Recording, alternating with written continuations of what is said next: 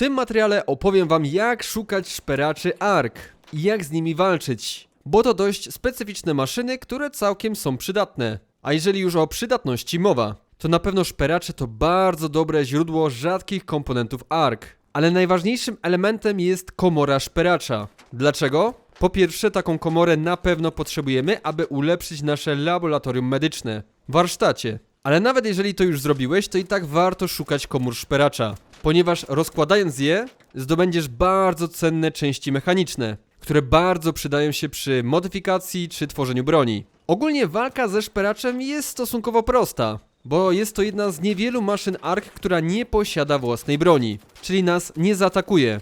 No nawet jak w nas wiedzie, to nic się złego nie stanie. Problem w tym, że szperacz jest zwinny i szybki, a właściwie to jest drugi problem.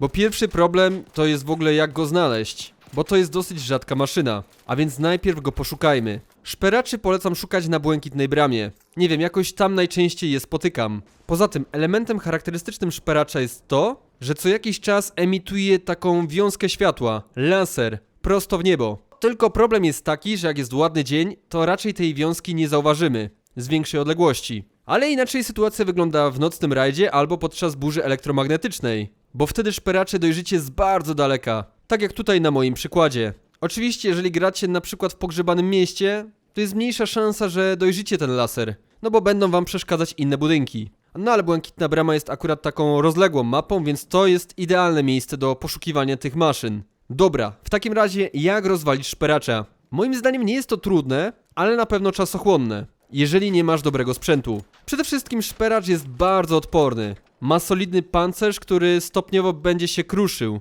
albo inaczej odpadał, w momencie kiedy będziemy do niego strzelać. No i też problem jest taki, że szperacz będzie nam uciekał, ale mniej więcej będzie kręcił się po okolicy. Często będzie także zawracał, co działa oczywiście na naszą korzyść, jeżeli jesteśmy wystarczająco spostrzegawczy. No tylko problem jest taki, że wtedy jesteśmy odkryci i jakieś inne maszyny ARK mogą nas zaatakować, albo inni łupieżcy. Dlatego nie ma co się za bardzo bawić ze szperaczami. Na dzień dobry najlepiej ogłuszyć je, aby tymczasowo unieruchomić. A do tego przyda się albo sterownik szerszenia, albo specjalny granat, gwóźdź programu. Potem możesz obrzucić szperacza granatami ciężkimi. A jeżeli już masz do niego strzelać, to używaj takiej broni, która posiada ciężką amunicję, bo ona jest najbardziej efektywna w stosunku do pancerza szperacza. No ja akurat w tym przypadku bawiłem się średnią amunicją, więc zajęło mi to sporo czasu. No a po tym jak zniszczysz szperacza, przeszukaj wszystkie jego szczątki. Nie tylko jego rdzeń z komorą, ale też elementy pancerza, żeby dozbierać sobie stopy ARK. Równie rzadką maszyną w świecie ARK Riders jest strażnik, o którym nagrałem osobny odcinek.